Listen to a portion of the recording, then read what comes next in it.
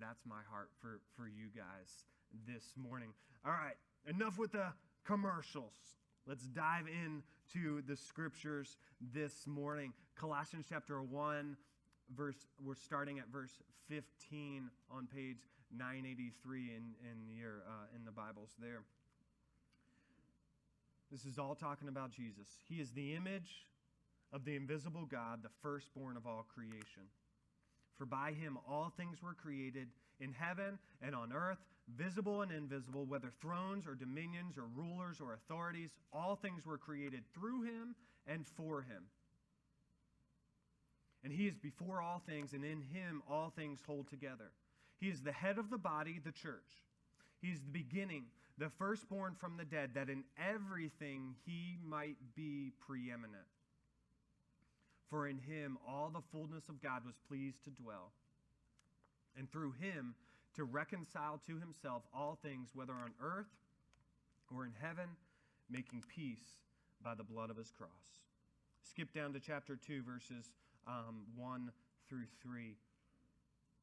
For I want you to know how great a struggle I have for you and for those at Laodicea and for all who have not seen me face to face, that their hearts may be encouraged, being knit together in love, to reach all the riches of full assurance and of understanding and the knowledge of God's mystery, which is Christ, in whom are hidden all the treasures of wisdom and knowledge. Praise God this morning for his faithful word. All right, let's see. You have your cards. And I just realized, Chase, would you do me a favor? Would you be able to bring all of that stuff up, right, and set it right here? All right. There's a water bottle underneath. So, yeah, I'll hold that. There we go. I'll hold that. All right. As he's doing that, sorry, Chase, I'm putting you on the spot. My bad. As he's doing that, just put the table right here and everything right here. That'd be perfect. Okay. Thank you so much. Let's give him a hand. Yeah. Chase, I think Heather's crushing on you right now, man. She's looking at you and she's like, hey, that's my man. Look at those bulging biceps. I love it. All right, awesome. Thank you. All right. So as you take these cards, this Jesus plus nothing equals everything, man. That's like a real Christian-y thing to say, right? That's like a good thing. It's easy for us to amen, right, to that, all right? And that's something man, I'm going to post that on Instagram. I've got, some of you pulled out your phones right away and were like, oh yeah, let's find a picture of some lilies in a field and then put that as a caption. I'm going to post that to my Instagram story. And that's awesome. I love it. And that's going to be what our sermon is based around this morning. But I want us to dive a little bit deeper. I want us to think about the reality of that statement. And here's how I want us to do it. I want us to flip that equation.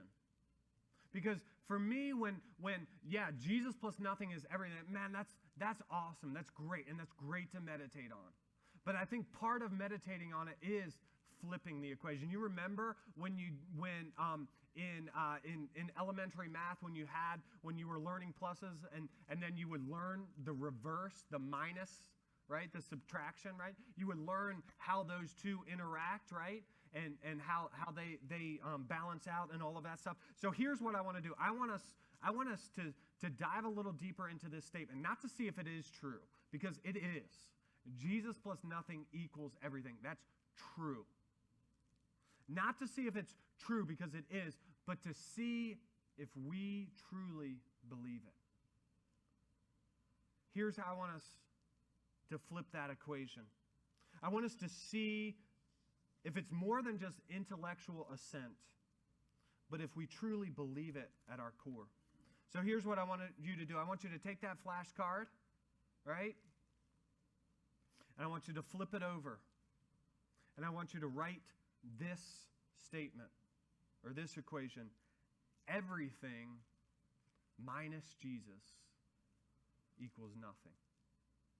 Because I think in our culture specifically, this is a little bit harder for us to grasp because we have so much. We have access to so much. You know what? It's interesting. Every single one of us is in the top 1% richest people in the world. And you're like, I am not rich. Compared to the world, we all are. Top 1%. We don't feel rich. None of us woke up and say, oh man, I felt rich, we didn't do that, but we are.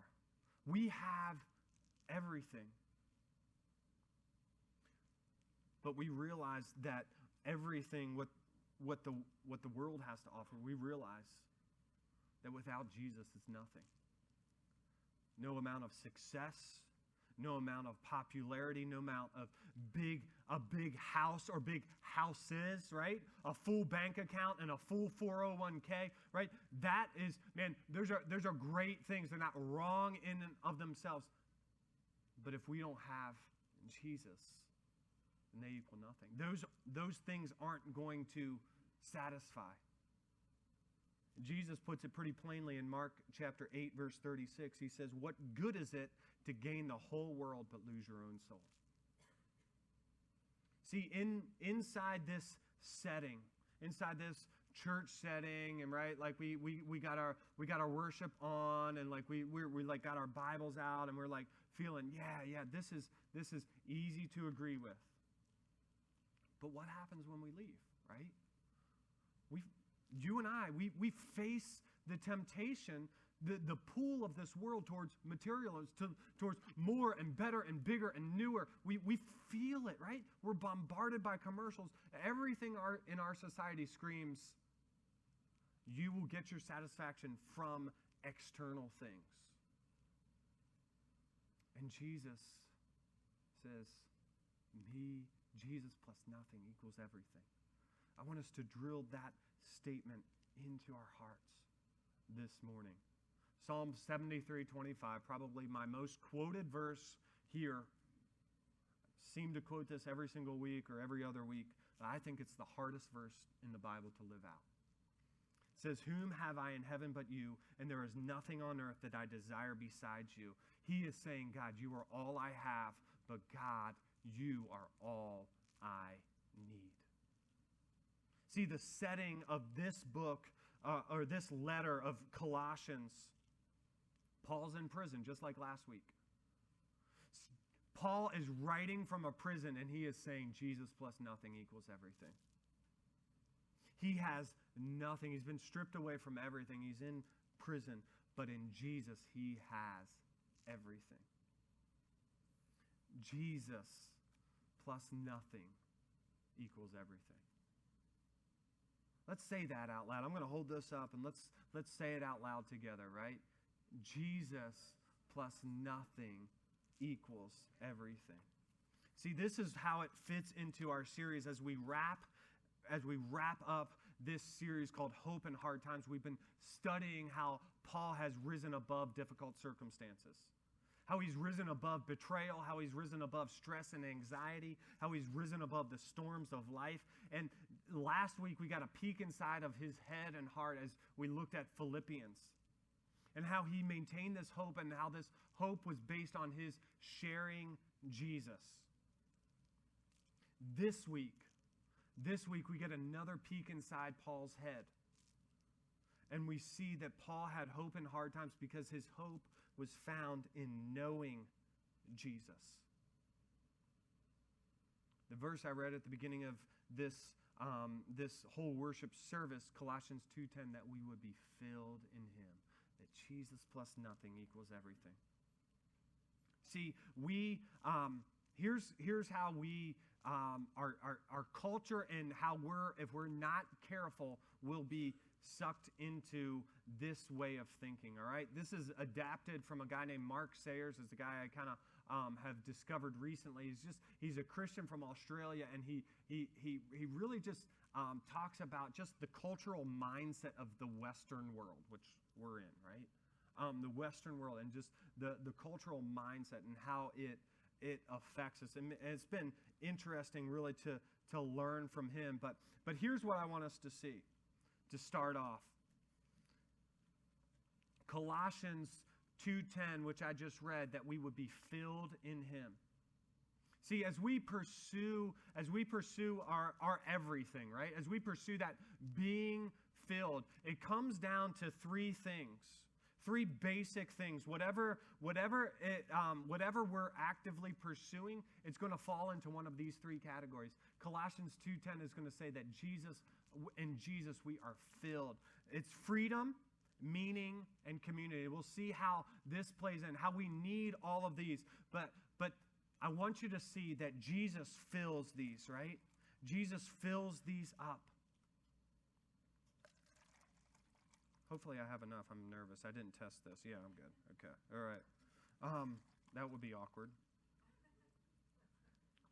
But I want you to see this.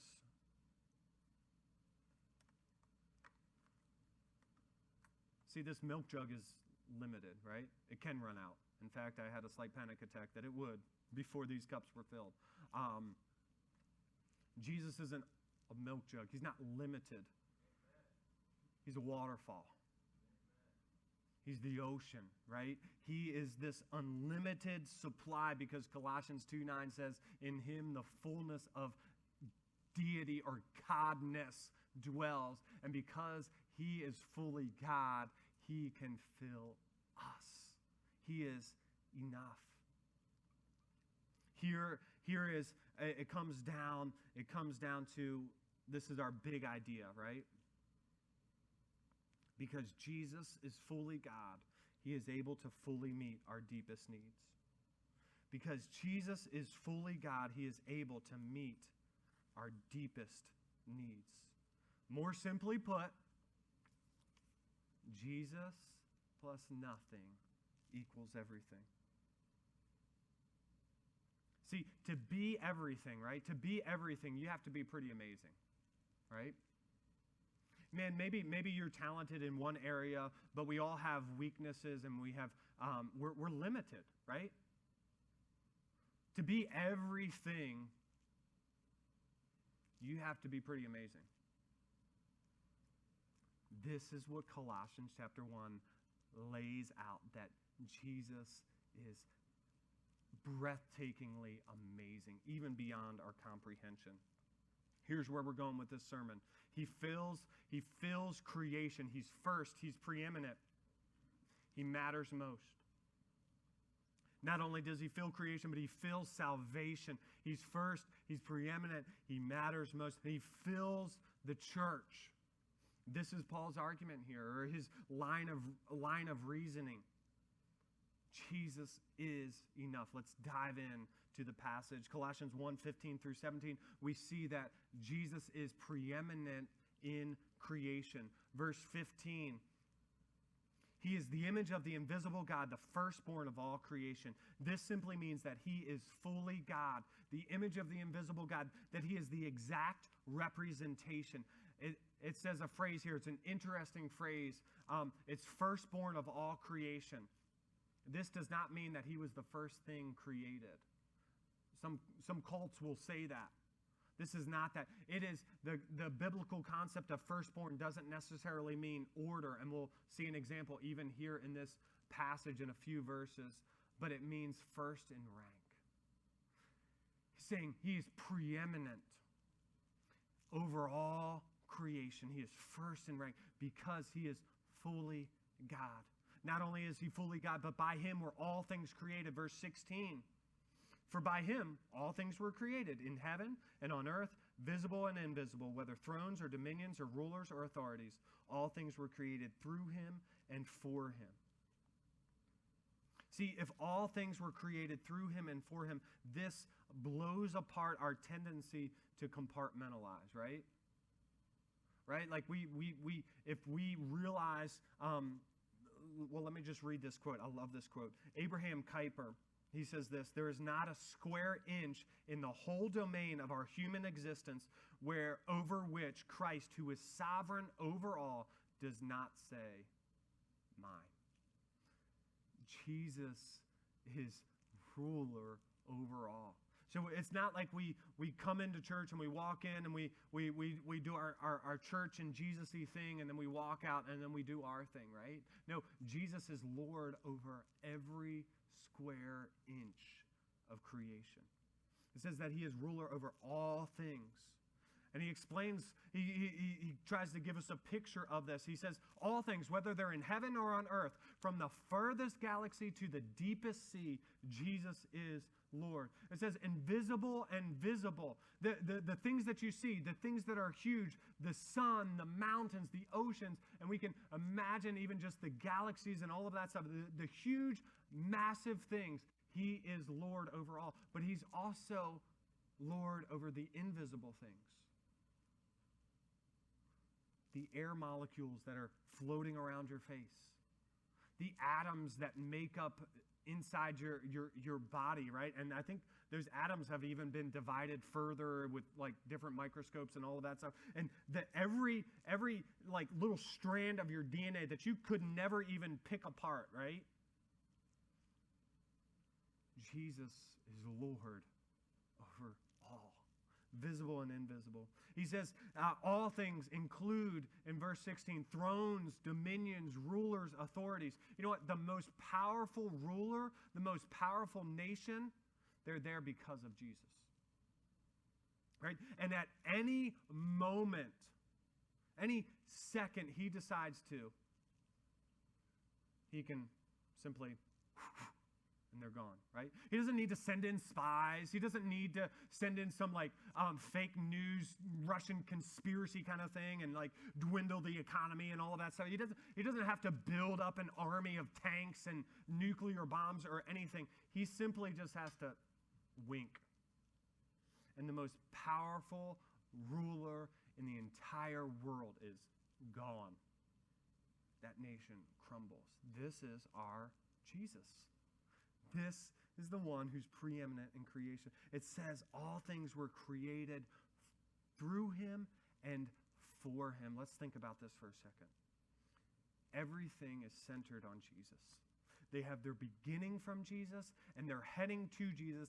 And Colossians says in the middle, right? They start with Jesus, and they end with Jesus. Right? That every knee and every knee will bow and every tongue will confess that Jesus is Lord. This is where we started and this is where we're heading. And in between, this passage says that he is holding them all together. Do you know that Jesus is giving you your next breath? Like we don't think about that. We don't think like our heart beating and our lungs pumping and like all the crazy things that are going inside our body right now that we're not even like aware of. Jesus is making that happen. He is holding them all together. The reason that this earth is spinning in its orbit and not flying 1,000,000 miles into outer space is because Jesus is he's doing it. He's holding it all together. See, every square inch is under Jesus' lordship, but here's what we tend to do. We tend to want to be satisfied apart from Jesus, right? And that's the message of this world. That's the message of this world, is that you can be satisfied apart from God, apart from Jesus. You don't need Jesus. And that feeds into like our human nature, right? We want to be satisfied. There's just things that like are alluring. They're shiny and they're bright and they look really good. And here's what we do. See, the prevailing mindset of our culture is radical individualism. Here's what it is. It's poor. Have you heard that phrase, you put all your eggs in one basket, right? Here's what we've done as a culture. We've put all our eggs in the freedom basket. So here's what we do. In doing that, we've had to strip God away from our cultural mindset and our thinking. And so we've taken out our meaning and we've dumped it into the freedom. And we've taken out our community and we've dumped it into freedom. And we have thought that in filling this freedom well or cup, that we would be satisfied. But really, in doing so, we've had to redefine what freedom really even is. It's not true freedom.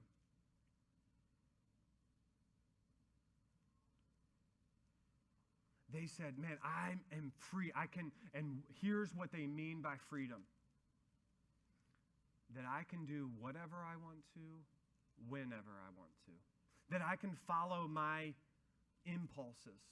So it doesn't matter what's right and wrong, right? I've dumped the meaning out. I've dumped meaning out because I want freedom. And it doesn't matter how it affects other people. It doesn't matter if my behaviors break up someone else's marriage. It doesn't matter because I am free.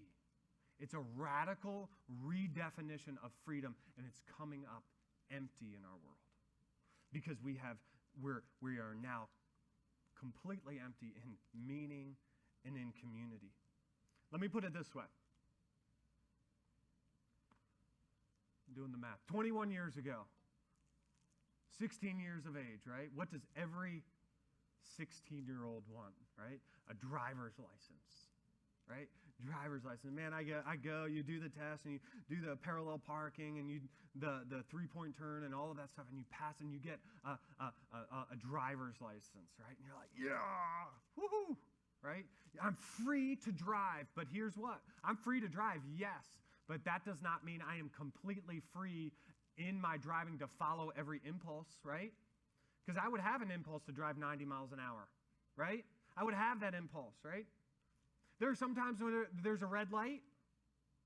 I want to go through it, right? I'm sitting there, especially, have you ever been in a red light, like maybe it's late at night and there is no cars around and there's nothing happening, like a tumbleweed blows by and you're like, please turn red, right? It's like, or turn green, you know what I'm saying.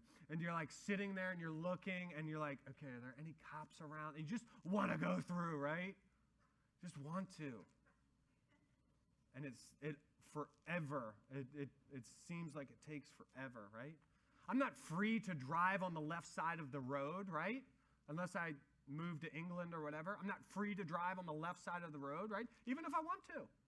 I'm not allowed.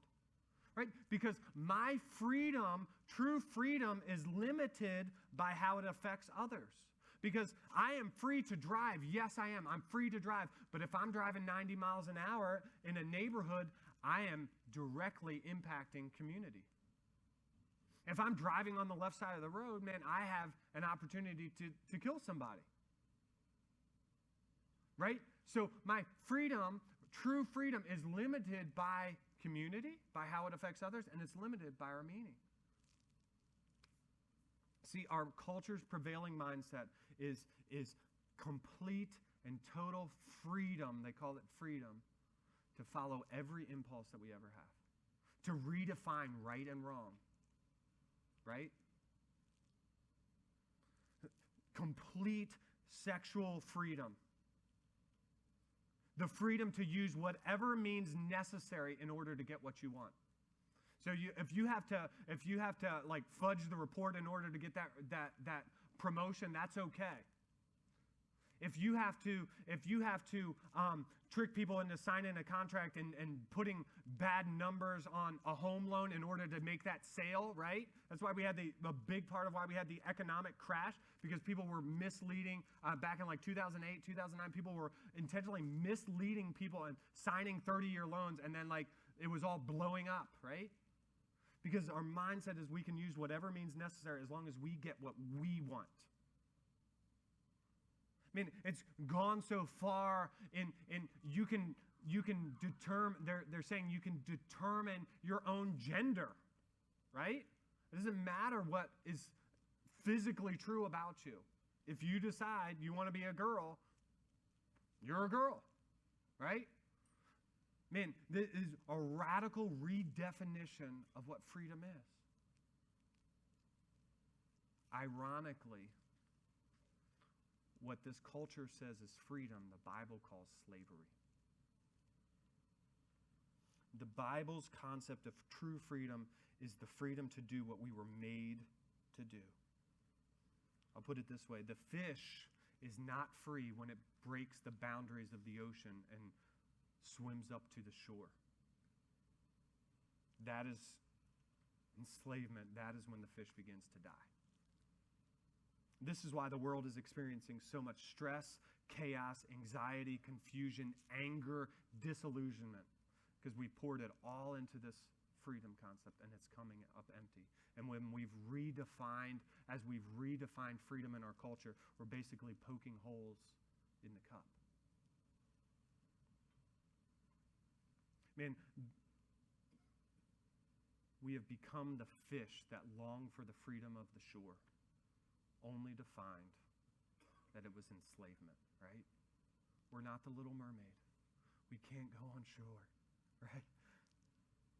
Man, there's so much more to explore here. I'm in trouble. I got to speed up. Not only is Jesus preeminent in creation, but he is preeminent in salvation as well. Verses 18 through 23. Verse 18 says he is the head of the body, the church. He is the beginning, the firstborn from the dead, that in everything he might be preeminent. See, he's the firstborn from the dead. Earlier I said that this does not necessarily mean a time, like he's the oldest, right? Because we know that Jesus himself healed Lazarus, or rose Lazarus from the dead, right? There are other people in the scriptures before Jesus that rose from the dead, but they all died again. Jesus is the firstborn. He's first in rank. He's the most important because in his rising from the dead, he secured our salvation and he lives forever in heaven. It says that he, in everything, he might be preeminent. Why? Because he reconciled. Why is he preeminent in salvation? Because he reconciled. He brings us together, right? Verse 19. He brings us together with God. Verse 19 says this, for in him all the fullness of God was pleased to dwell. He is fully God once again. And then it says in verse 20 that he would reconcile all things. See, only someone who is God could reconcile us to God. I love this quote. Hanley Moule, I don't know who this guy is, but it's an awesome quote, okay? So I'm going to quote it. He says this, a Savior, not quite God, is a bridge broken at the farther end. If we knew a bridge didn't get to the other side of the other side of the land, we're not driving on it, right? If Jesus is not completely God, he is a bridge that maybe if he's just a good teacher and a good guy and a way to kind of like help us straighten our life out. If that's all he is, if he is not fully God, he is a bridge that does not reach the other end. And there's this bridge in Hawaii, this whole huge infrastructure. They spent $9.5 billion with a B, billion, but they never finished. It's impressive, right? They're like, man, that's awesome. It's impressive, but it's useless. If Jesus was not fully God, then first off, he's a liar. Second, he is insufficient to save us. So why did he have to reconcile? Verse 21 and 22 answer that question. It says this, and you who once were alienated and hostile in mind, doing evil deeds, right? Do you get that description?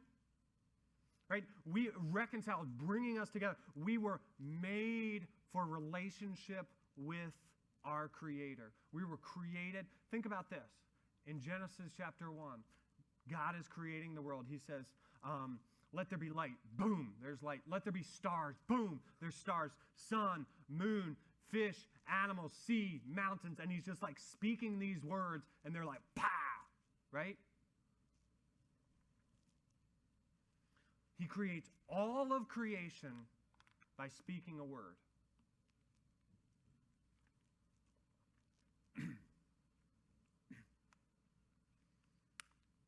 When it comes to humanity, he does not speak. He gets down on his hands and knees, so to speak. And it says that he formed Adam, the first man, out of dirt. He formed him. And then, see, he got his hands dirty. He got up close. And then it says he breathed into him life. He gave him CPR, right? You don't get much closer than that, right? Like he breathed, God breathed his life into that first man. He did the same thing with Eve. He could have said, man, boom. Woman, boom. Just like he did with everything else.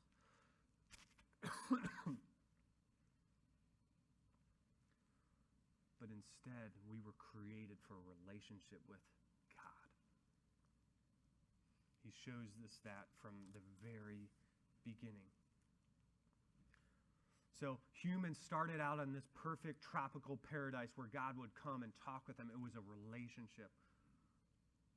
But there's a thing in the Bible called the fall, where we took our meaning jar, where we took what we said was what we were made for, and we dumped it into the freedom jar. Adam and Eve wanted that fruit, right? And Satan tricked them and said, you'll be like God.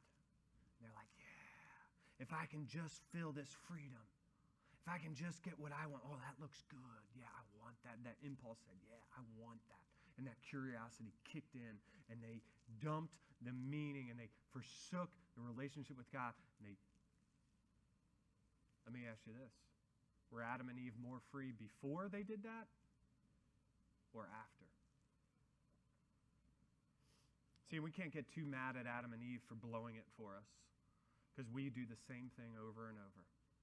Verse 21 and 22 that I've mentioned, it says that we're alienated, that we're separate, that we're honestly hostile in mind. It's like we're like stiff-arming God and then doing evil deeds. It says we're like separate, intentionally rebel against God. We stiff-arm him, and then we say, ha, I'm going to do this.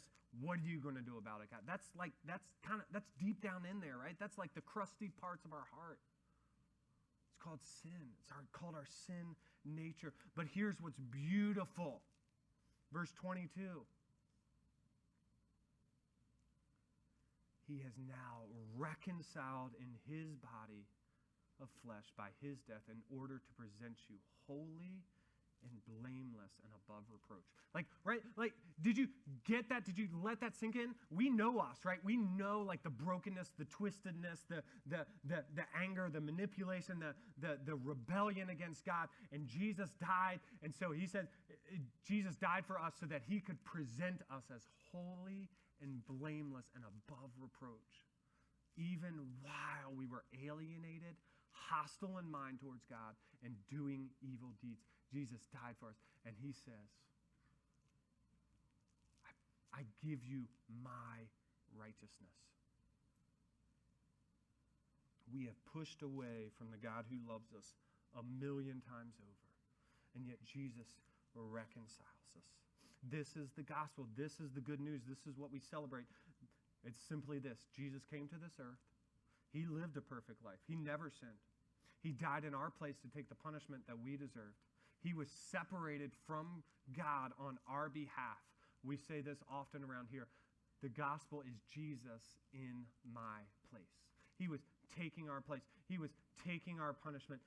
He was separated from God so that we could be united. If we place our faith in Jesus, God no longer sees our rebellion. He sees Jesus' perfection. Jesus presents us to God as holy and blameless and above reproach. And we know us, and we can't go 30 seconds on our own. But Jesus, because of his righteousness, he says, here, you have my righteousness. 2 Corinthians 5:21, he made him to be sin for us, that we might be made the righteousness of God in him. See, when we cry out to God in faith, trusting Jesus as our Savior, here's what we're saying. We're saying we have nothing. We have nothing. We can't go to church enough times to make up for our wrongs. We could never earn his love. But this is what faith is. It's realizing we have nothing and casting all of our faith on Jesus. But there's good news. Jesus plus nothing equals everything. He is enough. This is why he's the center of creation. This is why he's the center of our salvation. And as we move on to our last point, we see this is why Jesus is the center of the church.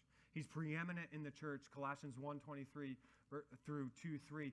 Let me just explain this real quick. Big C church versus little C church, okay? That's not the theological fancy definition. That's the Tim definition. Big C church versus little C church.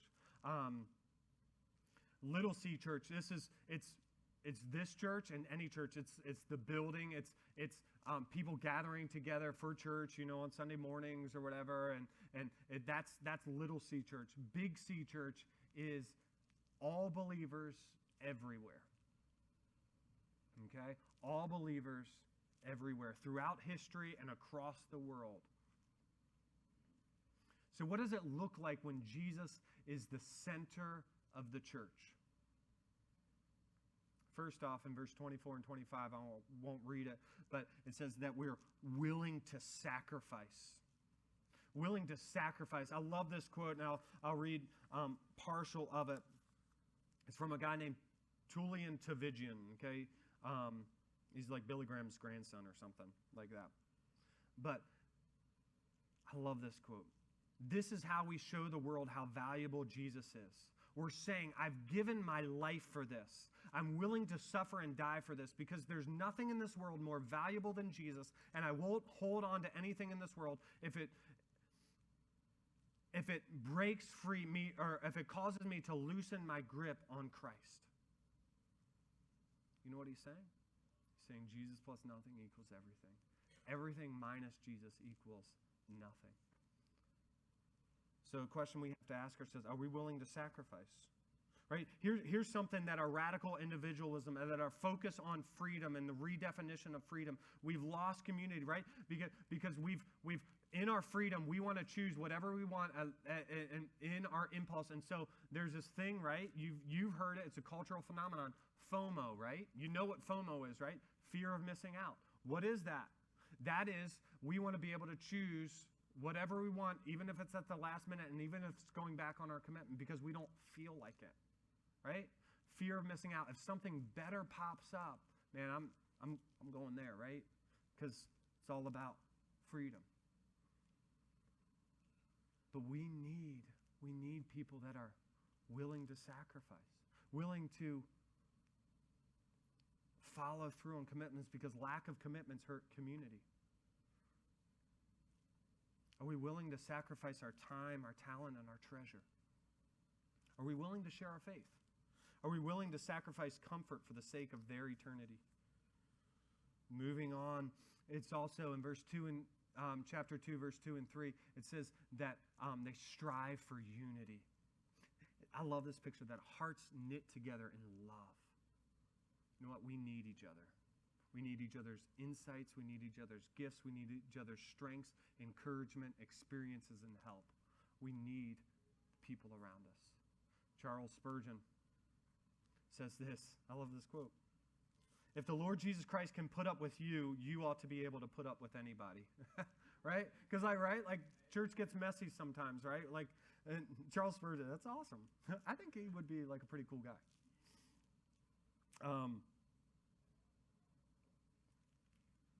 But we need each other. We need our hearts knit together.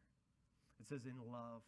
Love is defined as patient, kind, not boasting, not keeping records of wrong in 1 Corinthians 13. And together it says in verse 2 that we experience God's fullness on a deeper level, that we reach for all the riches that are in Jesus as we focus on Christ, whom are hidden all the treasures of wisdom. See, when Christ is our focus, our preferences become secondary. Christ unites people from all walks of life because we have nothing to prove and we're satisfied in Jesus. So we don't have to use people for our gain because Jesus has already given us everything we need. He is the one who satisfies. He is the one who sanctifies. We are complete in him. See, it's possible to attend a little C church all your life, but still not be part of the big C church. That's believers. Billy Sunday said this, going to church makes you a Christian no more than sitting in the garage makes you a car. Here's the question. Have you personally trusted Jesus as your Savior? Colossians 2:9 and 10. For in him the whole fullness of the deity dwells bodily, and you have been filled in him. He is sufficient to save. Jesus plus nothing equals everything. Would you bow your heads and close your eyes? So maybe you're here today and